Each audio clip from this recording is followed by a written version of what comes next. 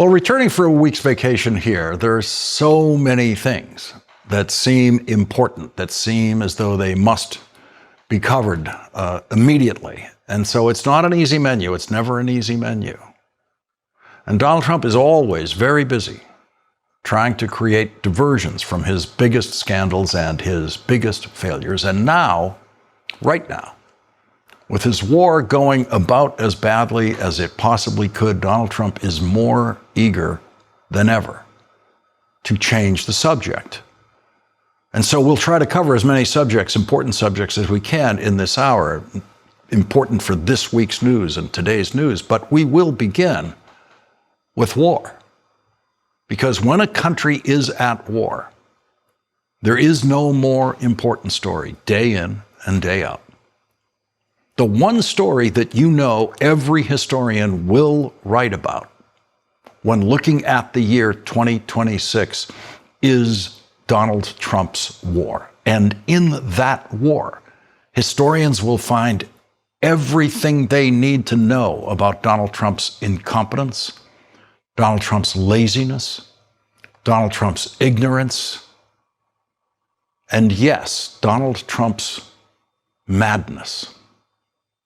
What happens when a madman starts a war?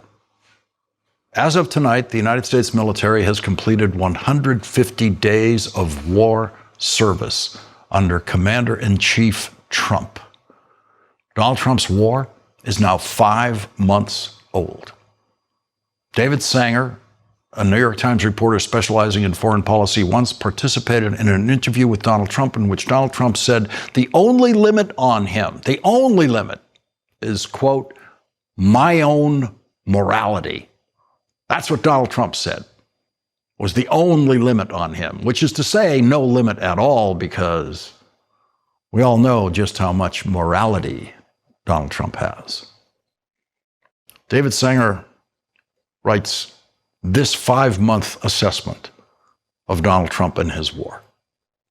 In recent weeks, he has seemed trapped, his presidency gradually consumed by a war he cannot find his way out of. He has discovered limits on his power that he could have scarcely imagined as he began full combat operations on February 28th, when he set out goals for a swift end to Iran's nuclear program and the overthrow of the country's government. 5 months later, those goals remain almost entirely unaccomplished.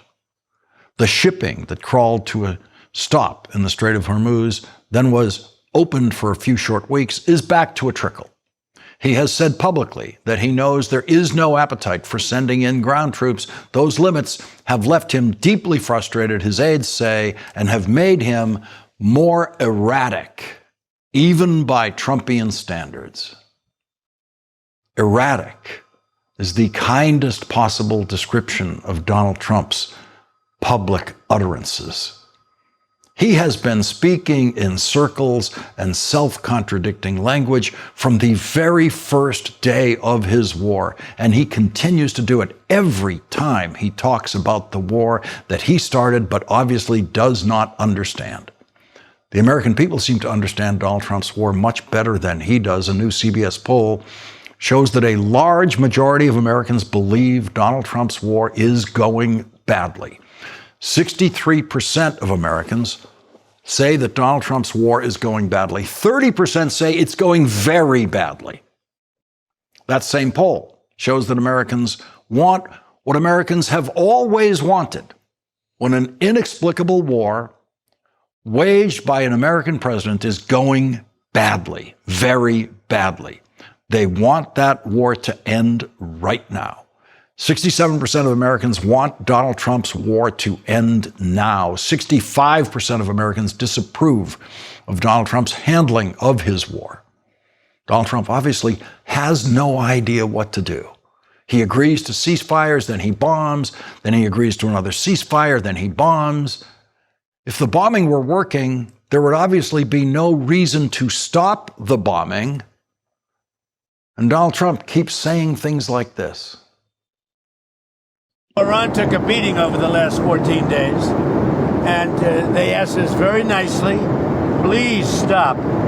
Let's meet. And that's where we are right now. We'll see what happens. If we don't make a deal, we go back to the same thing. That's Donald Trump today saying a version of what he has said several times in the past. And so his threat to the Iranians and his promise to Americans is that he will do what doesn't work. That is his promise to 67% of Americans who want Donald Trump to end his war now. His promise to them is that he will keep up the bombing campaign that has achieved nothing if Iran doesn't reach some kind of agreement with him. But Americans watched Iran reach an historic agreement with President Obama, negotiated by Secretary of State John Kerry, the most important diplomatic breakthrough of the 21st century. And they watched Donald Trump come into office as president and immediately violate that agreement that Iran had negotiated with the United States of America. And then they watched Donald Trump dramatically sign in this war a memorandum of understanding with Iran, which appeared to stop Donald Trump's war, but not for long. And so Americans have every right to expect that any agreement Donald Trump reaches with Iran, Donald Trump will then violate, because that's what he does with agreements with Iran. He violates them. And if Iran violates it, then the war will continue. That's the likelihood. The war will continue because Donald Trump has no idea what to do in the war that he started. Donald Trump wants to be the first American president to win a war from the sky. A war. Win the war from the sky without sending a single soldier onto a battlefield to fire a single shot. But now there is reporting that someone is trying to tell Donald Trump that bombing won't work. Yesterday, Axios reported the top U.S. military commander in the Middle East, Admiral Brad Cooper, recommended stopping the bombing campaign around the Strait of Hormuz because it has reached the limit of its effectiveness, according to two sources with knowledge of his position. The recommendation by Cooper, the commander of the U.S. Military Central Command, together with other advisors, impacted President Trump's decision on Friday to pause U.S. strikes against Iran, the sources said.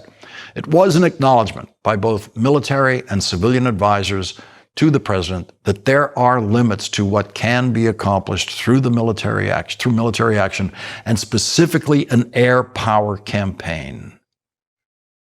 So what has Donald Trump done now that he's faced with that hard reality about the war? He has retreated to sheer fantasy. He spent the day yesterday putting out social media posts, fantasizing about bad things happening to American celebrities and entertainers who should never be on the mind of a commander-in-chief during wartime. And he issued a series of social media posts in which he imagined himself, hallucinated himself, seizing Iranian oil tankers. He also issued AI-generated fantasies about the war that he is actually waging. He's running a real war, and he's fantasizing this kind of thing about an imagined attack on Karg Island. And the man who's supposed to be figuring out how to win or end his war tomorrow spends his time fantasizing about himself and George Washington. And let's just linger on that image and consider the depths of madness revealed by Donald Trump himself right there during his war. Stupidity cannot be anticipated. Insanity cannot be anticipated. And that's why you could never possibly have imagined that image of Donald Trump and George Washington being put out by a president of the United States until Donald Trump did it. And then when he did it, when he flashes his madness like that on social media, even though we can never anticipate exactly what graphic form it will take, it is completely empty of surprise because everyone knows how crazy the President of the United States is. And no one is calling for the use of the 25th Amendment to remove the madman in that image from the office of the presidency because the entire professional Republican Party in Washington has accepted fully the madness of Donald Trump. The American news media has understandably run out of words to express the horror of the madness of Donald Trump. And the entire world knows that the man who started the war in Iran and on the 149th day of that war put out that image of himself with George Washington is a madman. That is what has been proved beyond a reasonable doubt in 5 months of Donald Trump's war. And then in the now over 10 years of Donald Trump's political career. On Friday night, Donald Trump put on a bow tie and went into a hotel ballroom full of people to talk to himself. No one else was listening. Instead of spending the time either explaining his war to an audience of reporters at the White House Correspondents' Dinner or something else, Donald Trump spent the evening watching reporters win awards for reporting exposure of his incompetence and or his corruption. His hour-long speech, which I did not watch and would not watch, but heard about from reporters soon afterward, was yet another demonstration of just how far gone Donald Trump is. Here is a piece of the speech that I did watch this afternoon. It's the only piece that I watched. It's a typical, inexplicable passage of what was on the mind of the man who cannot figure out how to end the war he started. And we had a sort of little preview, and then Anderson Cooper was going to fight Lawrence O'Donnell. I'm not a fan of Lawrence O'Donnell. I like Anderson, actually, because he's covered me well for many years. Then he went bad as soon as I went for politics. But for years, he loved interviewing. I did so many interviews with him, and he was great. But, you know, he's got a little different persuasion than me in many ways, actually. And Lawrence O'Donnell, never liked him, never thought he had any talent. But he's still making a living, so I can't knock it. But we had a contest for who had the lowest ratings and the lowest IQ on television. And that was actually Don Lemon, I think. You know, when I said that he's the dumbest man on television, I said, you know, when you say some things, you never make a comeback. It's not like, oh, gee, hey, Don, let's have dinner some night. But I know what I'm saying. I know what I'm saying. He's in the middle of waging a war. And that's what he's saying. I know what he's saying. I know what I'm saying, he said.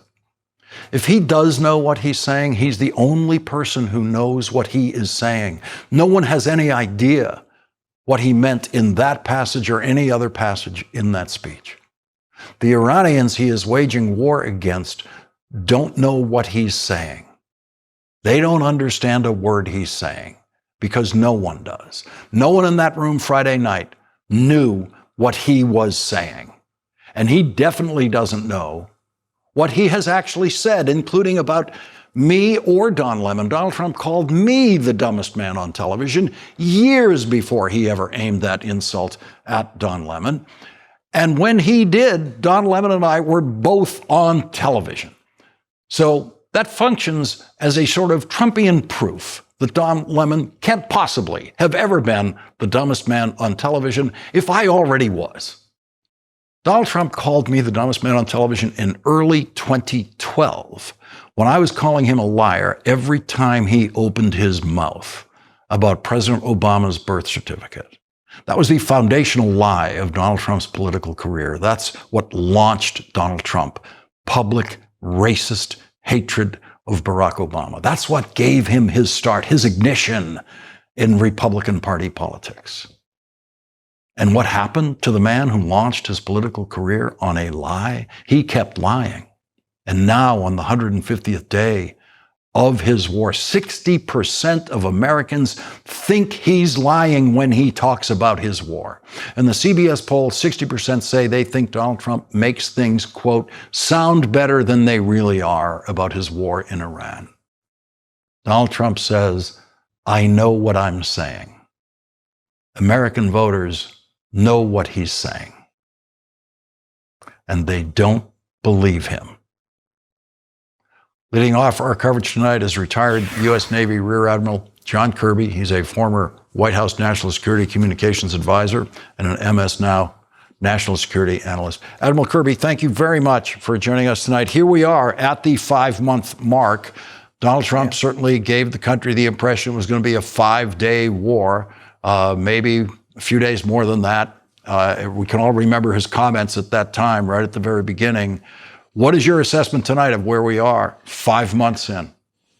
I think we're at a very precarious point right now, Lawrence. I'm glad to see that the president is willing to give diplomacy yet one more try. I hope they're successful about that. But what worries me is that the people that Mr. Kushner and Mr. Witkoff are talking to, the diplomats, if you will, are not the same people in Iran who control the drones and the missiles. And as we have seen before, in the middle of ceasefire talks, the Revolutionary Guard, the Iranian military, keeps popping off missiles and drones at ships. And I worry that we're just going to end up in yet another cycle here of talks and fighting, all at the same time. And the risks of escalation and miscalculation by both sides are higher now than I think they've been before. I think both sides are misreading the other. And that's what deeply concerns me. Take us inside that assessment that Axios is reporting the president got, which is that the bombing has basically reached its limit of effectiveness, especially around the Strait. How are those assessments made, and what is the point at which bombing becomes redundant and ineffective?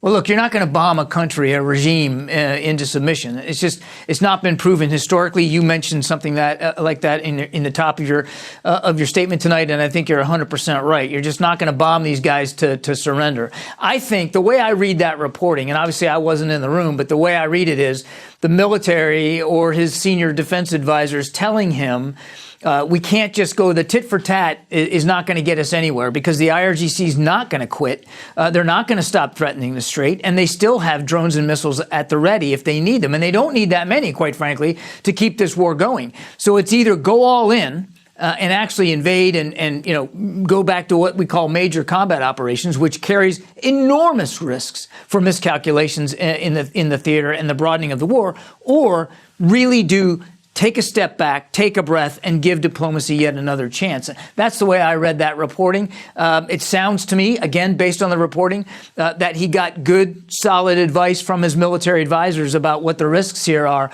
of stepping this up and escalating.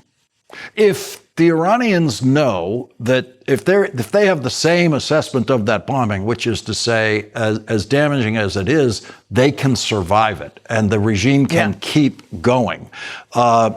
What incentive do they have to do anything but continue to wait out Donald Trump? It's important to remember, Lawrence, that the regime is not a monolith. And there probably are some pragmatists who are trying to have these conversations with Mr. Witkoff and Mr. Kushner to bring this thing to a diplomatic end. But what concerns me is, from all appearances, it looks like the Supreme Leader is under the control or certainly sympathetic to the hardliners here, the IRGC and the mullahs, who want to keep this going, who, as you rightly said, see no interest in trying to end this war, because the longer they drag it out, the more politically damaging it is to Donald Trump, and the more it connotes their own resilience. And what they want more than anything, Lawrence, is regime survival, these hardliners. And so that's, again, I think what concerns me here about the negotiation process is we're not negotiating with the people who actually have their hand literally and figuratively on the trigger of Iranian military capabilities. What will you look for? I mean, we're in a situation where we literally can't go by anything the president says in this situation. So ignoring anything the president says about this, what would you be looking for as an actual sign of progress here? So what you look for in something like this is what we would call confidence building measures. So let's say they start getting back to the table here in a couple of days. And if you start to see actual tangible results of a decrease in tensions, in other words, that the IRGC stops firing at ships, they stop their threatening behavior to traffic in the Strait of Hormuz, that they actually stop attacking our other countries in the region, and you can ascribe that de-escalation to the negotiation process, then I think you might have something here. Because then that would connote that the negotiators actually have some sway over the guys who have their hair trigger on the drones and the missiles. And maybe that they're having some influence with the supreme leader. Again, we haven't seen that. Literally, as the negotiators have been talking, we've been seeing drones and missiles fired at ships. So if you can see negotiations proceed and then a true, tangible de-escalation in conflict, then I think maybe you might be onto something. But I hate to sound like a pessimist, Lawrence, but I mean we've been watching this movie over and over again, and I'm just not very sanguine about those results. Admiral John Kirby, thank you very much for starting off our coverage on this 150th day of the war. Thank you very much for joining us tonight. Yes, sir. Coming up today, Donald Trump insulted every parent in Michigan and maybe the United States. You can decide what he meant in our next segment when you watch it with Senator Mark Kelly when he joins us.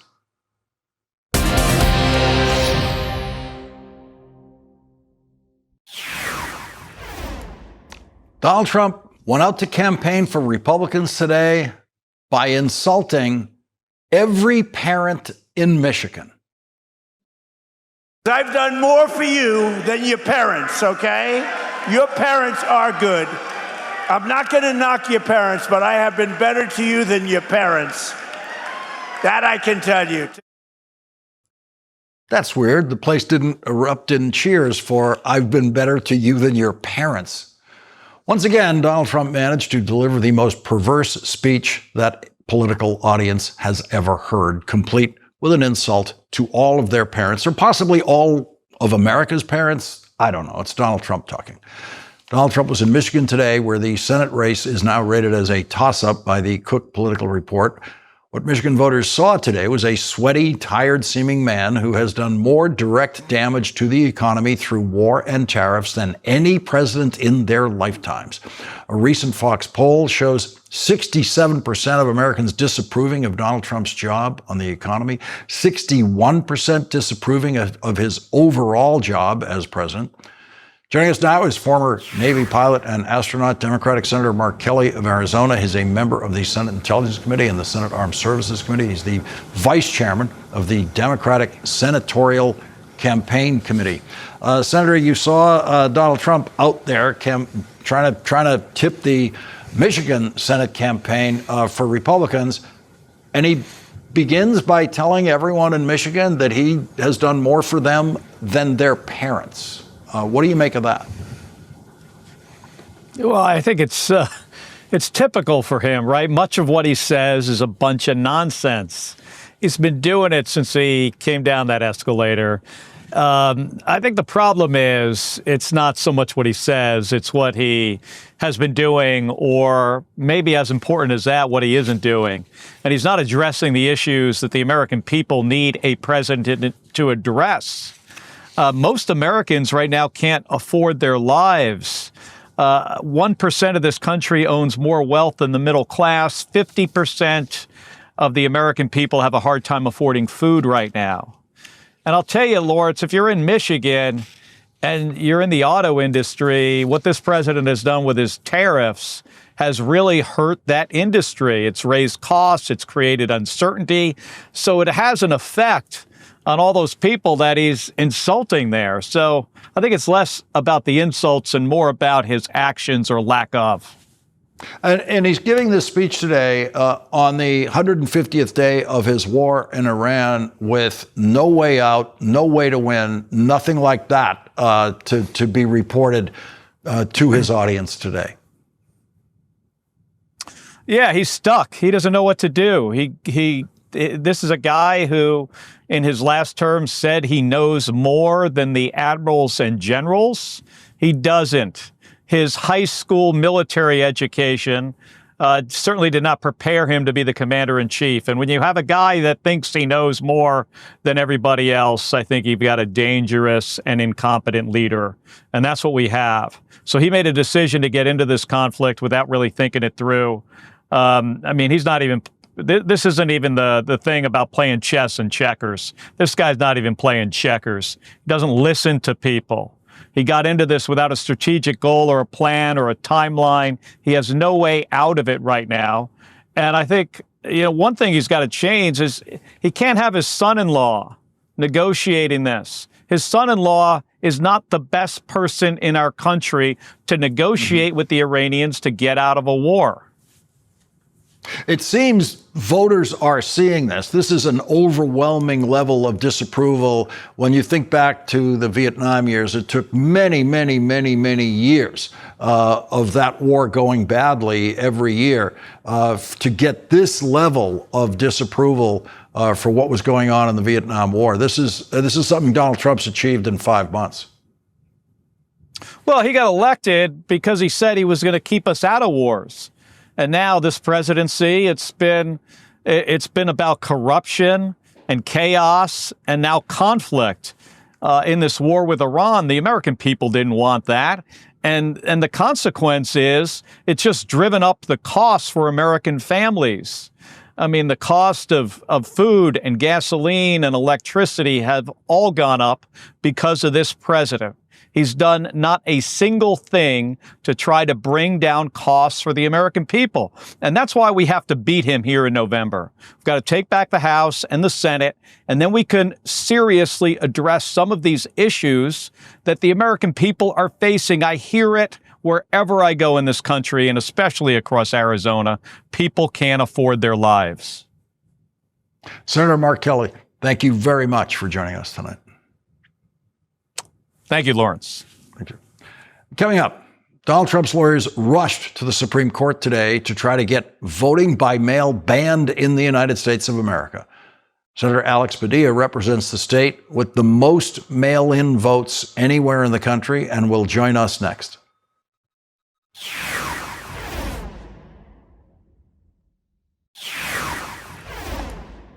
Last month, a federal judge in Massachusetts blocked Donald Trump's executive order to ban voting by mail, saying, quote, "The Constitution does not grant the president any specific powers over elections."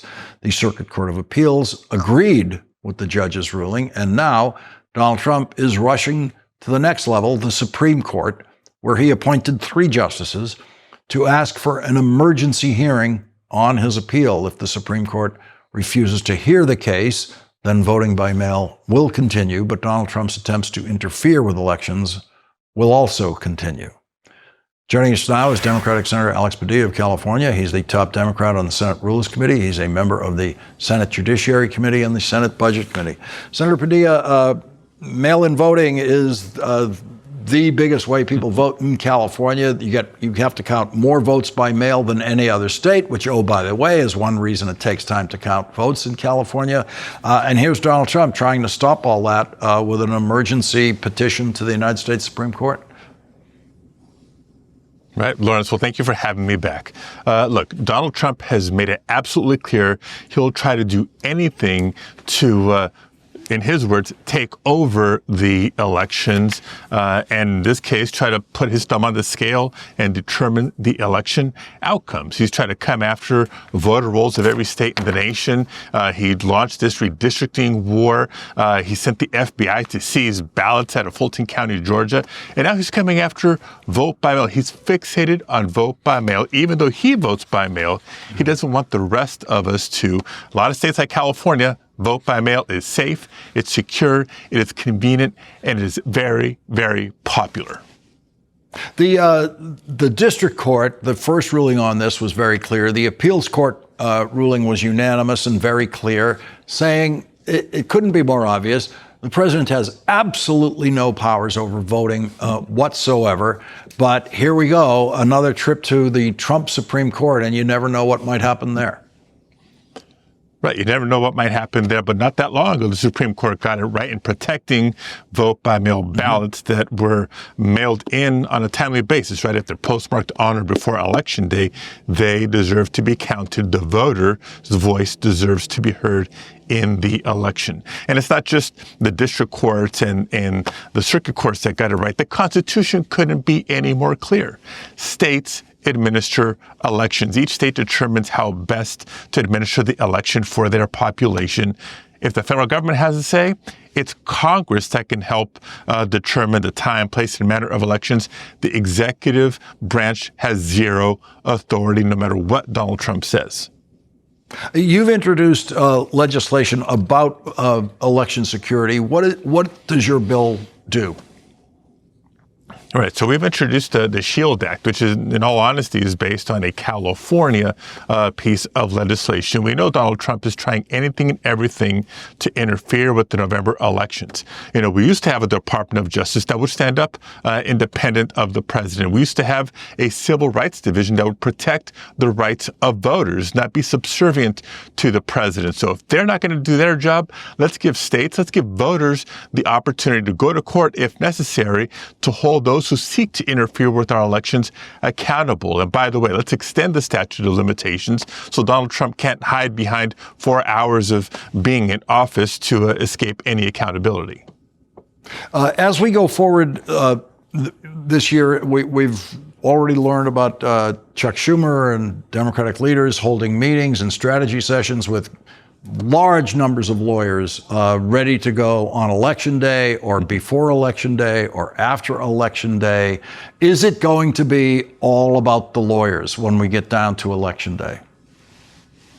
Look, we certainly hope it doesn't come to that, but we're prepared just in case it does. We have this Election Protection Task Force that you just described. We've launched the Senate Election Observer Program to help have more eyes and ears out there to address any funny business in this election. You know, look, we're legislating to protect voting rights. We're stopping the SAVE Act, the Save America Act. They can change the name, but we know what their full intent is. We're litigating in the courts and winning. So when voters are listening to all these attacks on our elections, they deserve to know that Democrats are standing up for their fundamental right to vote. We'll do everything we need to do to protect that, not just between now and Election Day, on Election Day and after Election Day, making sure that every rightful ballot is counted. Senator Alex Padilla, thank you very much for joining us tonight. Thank you, Lawrence. Coming up, the Dean of American Conservative Columnists says, quote, "There are many sufficient reasons to oppose confirming Todd Blanche as Attorney General." Senator Sheldon Whitehouse, who does oppose Todd Blanche's nomination for Attorney General, will join us next.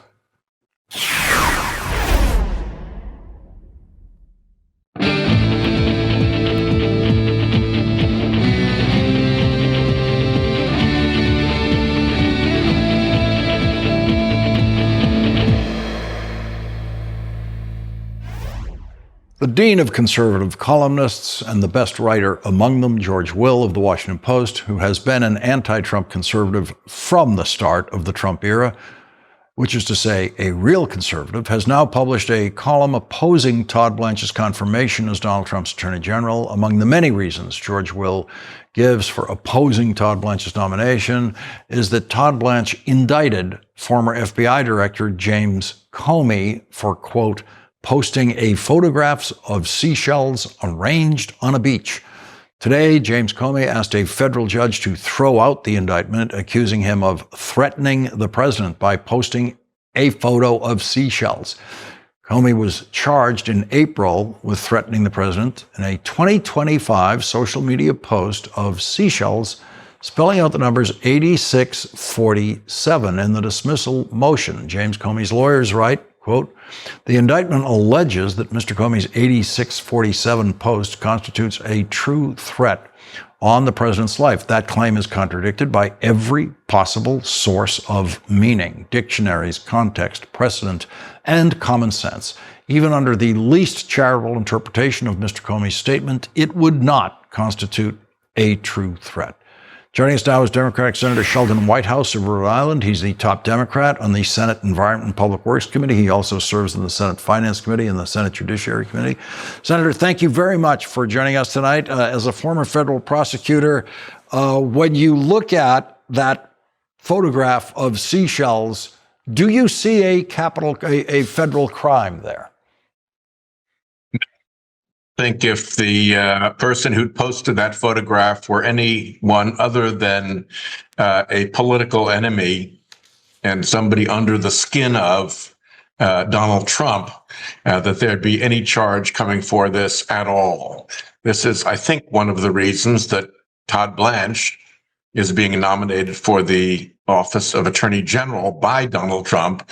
It's because he will debase himself enough to do this kind of an act in order to placate and please his boss. And this is one of the items on a long list of items that George Will mentions today as a reason to vote against Todd Blanche. And he makes the point that it would only take, depending on Mitch McConnell's attendance, I guess, 4 or 3 Republicans to vote, as George Will put it, in the way that the founders expected senators to vote, as opposed to being completely owned and operated by a president. Yeah. Will talked about the sludge of self-dealing in the Trump administration and the extent to which the sludgiest sludge, the slush fund, I guess we can now call it the sludge fund, was incubated in Todd Blanche's DOJ. And nobody likes the sludge fund. Nobody much has sympathy for Epstein and Ghislaine Maxwell. People are furious about the way the Epstein files were handled. And as these things pile up, they make Blanche look more and more like a political liability for senators who are going to have a tough set of races in November. These Republicans are going to own everything that Blanche has done already, screwing up the Epstein investigation, incubating the slush fund, being the first senior Department of Justice official in the history of the United States to be facing an inquiry for having committed fraud upon the court. I mean, and then you have what he'll do between now and November. So the risks are very, very high on the Republican side to sign up for a vote for this guy.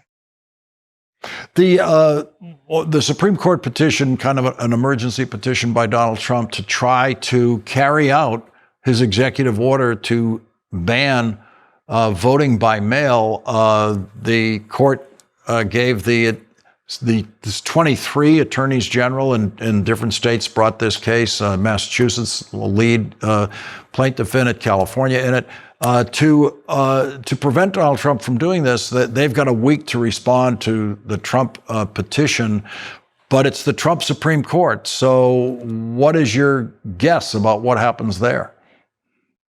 Well, I think the Supreme Court has gotten burned by Trump a few times. They gave him completely unconstitutional presidential immunity, and he kind of went nuts with that. They gave him the Calais decision tearing down the Voting Rights Act, and he set loose redistricting messes all over the country that have made the court look terrible because of how they used that order. So the idea that, here it is, July, the election is in November. Some voting is already taking place in states with early primaries. The idea that this Supreme Court wants to change a basic proposition of how many Americans vote while voting has already begun just months before, with a really challenging burden on secretaries of state and elections officials to try to implement whatever decision the court comes up with, if it takes it a couple of months to figure out how to work their way through it and write their decision. I mean, it's really an invitation to have the Supreme Court take a huge self-own and another huge pratfall. And I hope at this point, even the very loyal, very Trump obedient justices of the Supreme Court, at least those that are, have learned to have a little bit of caution about what you give this guy, because he's going to be pretty abusive with it. And this looks like a real mess for this election. And I don't really have a whole lot of confidence this court wants to own a huge mess and screw up of this election.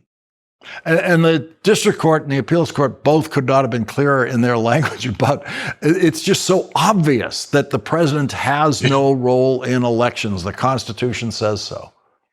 Yep. The only problem is it's also just as obvious that the president has no immunity because the Constitution says so. It talks about immunity. It only gives it to legislators to protect us from the power of the president. It gives nothing to the president, and yet they cooked it up anyway. So you just have to be very careful about this captured Supreme Court and the extent to which it will do the bidding of the creepy billionaires that built it.